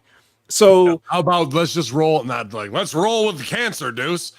How about getting Shotzi over as a sister who's doing it in solidarity, and another girl on the roster who's been through it with somebody in their family, I'm sure there is, does the exact same thing to show sisterhood, and that hair doesn't mean shit. And now we're doing it for them, and we're going to be the new female Baldies or whatever the fuck, and go forward to the tag division to do that. But really, we're getting a big pro, cancer awareness over, because this company's fucking fucked is why they won't do it. Well, I mean, remember when charity is the new marketing? That was Steph 101 with Connor's Cure. Yeah, unless it's not the charity we want to do. Right. You know what I mean? Like that's exactly it. These people are full of shit, every single fucking one of them. So that's why it's like, this is one of the reasons I've always liked Becky, because she knows she's one of the boys, she knows what the fuck is up, and she's not going for it. So when was this anyway? Does it say like when, around what time this was? Because if this guy's doing Freddie Prince's podcast, is he a current writer, or was this years ago? I gotta believe. I think Jeff Dye has been released, but that was a talk from probably years ago. I doubt they let anybody active writing staff go out and talk shop. You know what I mean? Right. Yeah, but I didn't know that about Shotzi. So great inside, with her sister, and hopefully all the best that way. And that makes this a bit more noble to me now, even though it's in a shitty wrestling storyline. That ups my respect level for her. Yeah, Definitely. and should lower your respect level for the company. So as if it needed don't know. anymore. But yeah, Don't know. now Shotzi. Now to tie this back to what we talked about originally, let's take a Shotzi, right? Okay, look, we know Shotzi's not the best. When the bell rings again, another one of those type, right? But I never saw Shotzi like that. Shotzi should not be a 15-minute match person. When I see Shotzi, I see the Ultimate Warrior. You come out, all the energy in the world, run over somebody in just a few seconds, get a couple moves, and get out and leave everybody pumped up. Something the same thing you could have done with Mojo Rawley years ago or whatever. Yeah. But she's a merch machine. There's so many different unique merch items that you could sell to the kids and everything like that. Her hair being a big part of her persona. You sell green wigs to the little girls and they all look up to her and they're like, I want to do that. If we don't have the Ultimate Warrior, we don't get a Bryan Danielson. Like the most out with a green wig and then take it and whip it in the fucking crowd every fucking week. And then you dye your buzzed hair green. It's like but that's what I'm saying. Like, you can be an inspiration to people that you don't even realize. Mm-hmm. It's not even just taking the charity and solidarity aspect out of it, but just her with the tank and everything. You sell helmets, you could sell toy tanks, you could sell wigs, you could sell this, that, the other thing, fake tattoos. You could sell so much stuff on WWE Shop, and they're doing none of that. They systematically take away things from people and they expose them. So it's like, okay, we're not doing any of that stuff that we could do, and you're going to go have a 10-minute match, and then you're going to look like shit because this other person doesn't know how to carry you, and now everybody's fucked. Like, that's a run in, a coffin drop, Darby Allin shit, something that's devastating in life, defying. Yeah. Pretty much, and bing bang boom, because any technical, and then people are like, people get that something like that builds a buzz. If you're sitting in your seat for a long time, but it's like, that one girl that comes and kicks everybody's ass real quick, right? I can't wait to see that. Like, that's the thing that even non-fans can get into. She can lose as long as she comes down House of Fire, and you're not going to hit every one of those. Somebody sidesteps and she eats shit. It's about the risk. I agree. I think not enough people have been shot in the crotch with the t-shirt gun cannon out of the tank. I think that's a big thing. I like that. Everybody should be lining up to take it. Yeah. Nothing says cancer awareness like a Roman Reigns Baphomet shirt coming at you 300 feet per second in the crotch. I mean, that's going to make you aware. He's the GOAT. Back to NXT. I'm definitely interested in hearing your take on this one, Vet. Gable Stevenson's in-ring debut at WWE Great American Bash ends in a double countout. The second ever Olympic gold medalist made his long-awaited return at the Great American Bash Premium Live event, where he faced Baron Corbin, a contest that ended in a double countout draw after the two fought on the outside of the referee's 10 count. They then continued to fight. Several officials from the back tried to end the brawl. Stevenson would ultimately land a belly-to-belly suplex on Corbin through the outside barricade, posing in ring following the draw. Stevenson entered the WWE. Oh, yeah. He's a gold medalist, if you didn't know. Badass wrestler. I don't know, man. Like, if they're gonna go long term with these two, which it seems like it's gonna keep going, I don't have a problem with that finish. I'm just wondering, is that how we want to debut a guy to get him over and keep going on that finish? I didn't see this. I'm been a pretty big advocate of Baron Corbin's abilities character wise since we saw Sad Corbin, kind of the first time. There's been plenty of great clips that Kaz has put out that Corbin's even liked and then unliked because it's HMG, and we tell it how it is here, and they understand it too.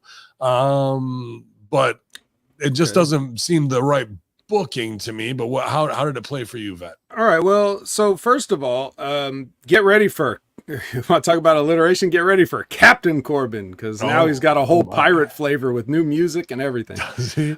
Yeah. There's something called "Burn the Ships" is like the lyrics of the song, and it's got a pirate ship on a big galleon on his Titantron. So interesting look.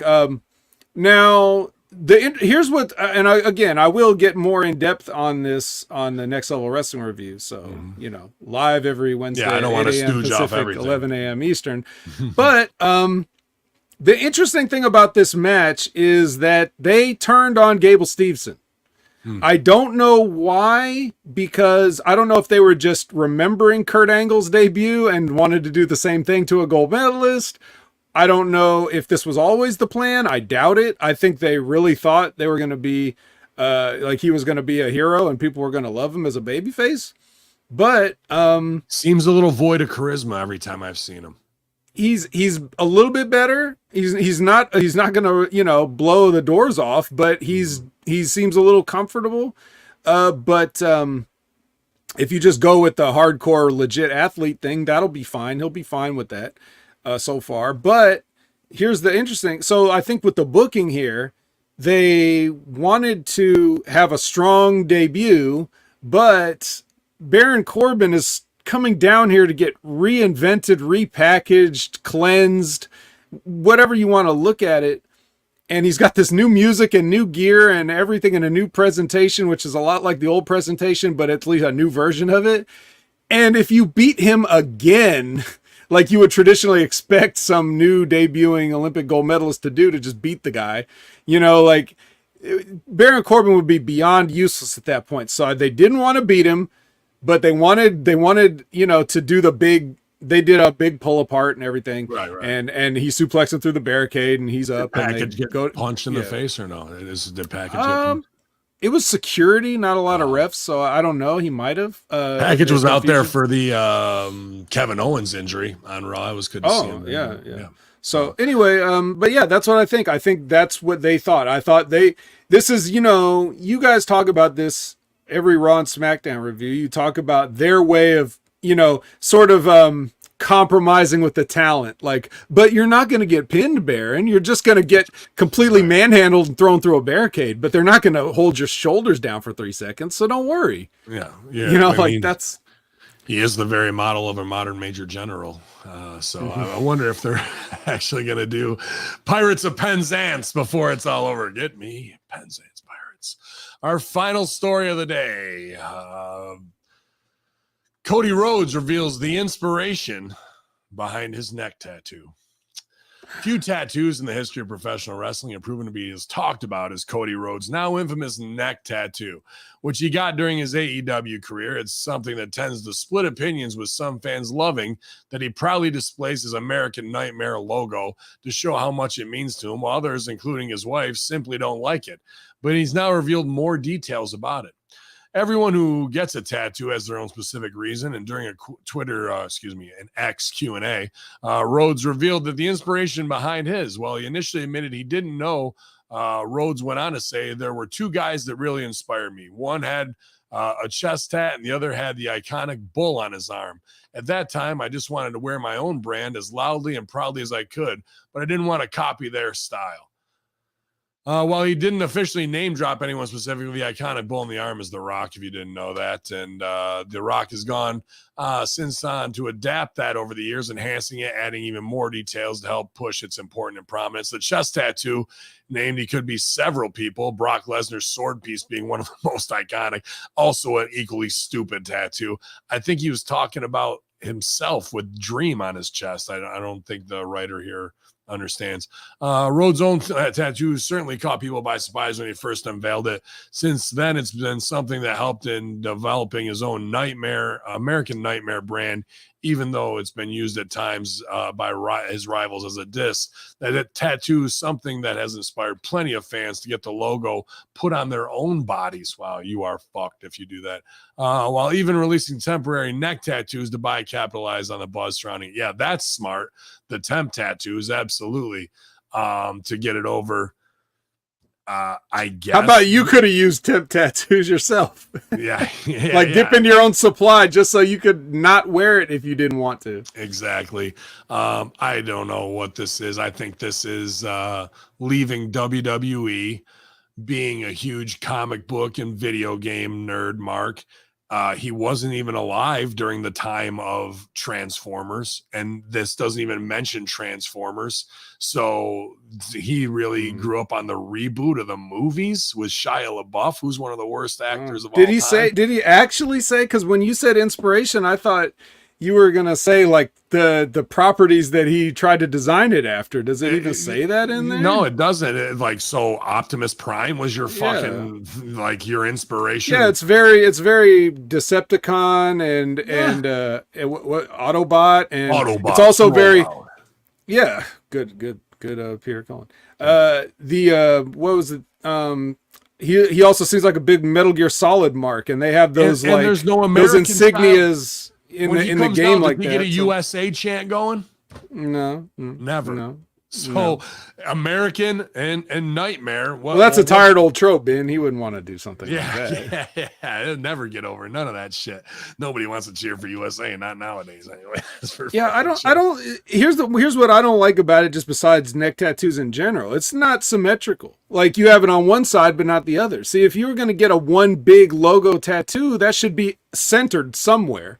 It should either be like, maybe even on the back of the neck would have been better than just on the side, or just prominently on one pec, it's or everything. On the back, or on a shoulder. Like, he's just saying he wanted to put it somewhere. He's saying he wanted to put the tattoo somewhere that nobody else put it for good reason. But that was the inspiration. And we're not talking about like the properties that he was inspired by. It's everything 2014 pop culture, don't have your shit together is all about. Now, I know we've got great tattoo artists that are even in the chat now, man.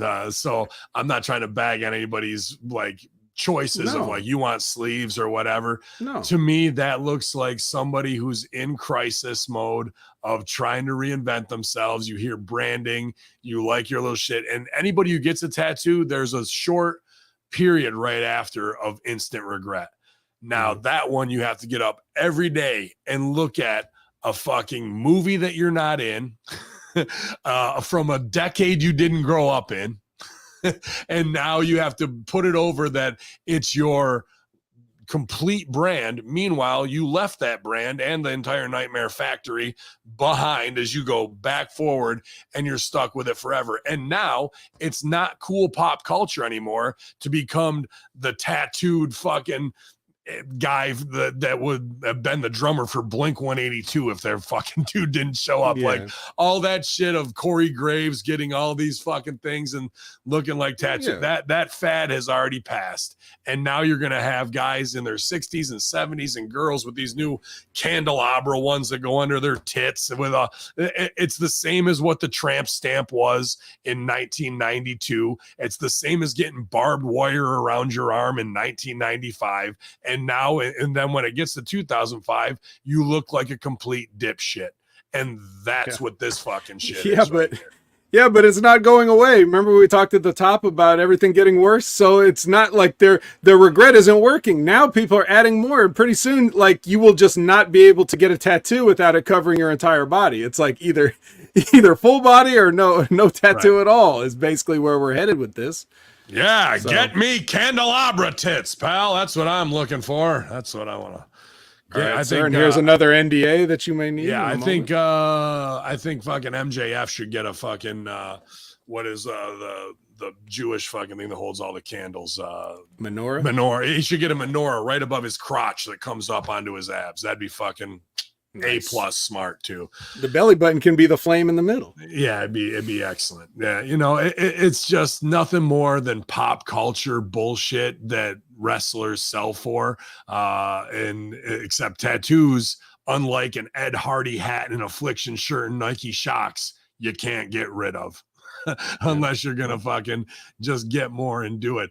And the problem with this is he had money written on him outside of wrestling and acting, especially being friends with Steve Amell and possibly getting parts on the shows that he would love to be on, like a superhero show, whatever the next one of that's going to be, right?